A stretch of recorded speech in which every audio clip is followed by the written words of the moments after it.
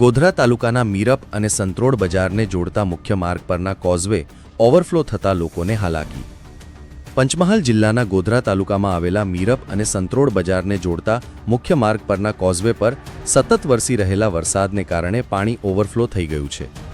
આ કોઝવે ગામડી અને મીરપ ગામને જોડે છે અને તેના પર પાણી ફરી વળતા સ્થાનિક લોકો તેમજ બજાર જતા લોકોને ભારે હાલાકીનો સામનો કરવો પડી રહ્યો છે. આ કોઝવે પર પાણીનો પ્રવાહ એટલો વધી ગયો છે કે હાલમાં તેમાંથી પસાર થવું શક્ય નથી, જેના કારણે લોકોને ભારે મુશ્કેલીઓ વેઠવી પડી રહી છે. બજાર અને અન્ય કામકાજ માટે અવરજવર કરનારા લોકોને લાંબો રસ્તો ફરીને જવું પડે છે, જેનાથી સમય અને શક્તિ બંનેનો વ્યય થઈ રહ્યો છે. આ જ વિસ્તારમાં સંત્રોડ અને મીરપને જોડતો પાનમ નદી પરનો નવો બ્રિજ પણ બનાવવામાં આવ્યો છે. જો કે આ બ્રિજનું બાંધકામ હજુ પૂર્ણ થયું નથી અને તેને ચાલુ કરવામાં આવ્યો નથી, જેના કારણે વરસાદના સમયમાં લોકોની મુશ્કેલીઓ વધી છે.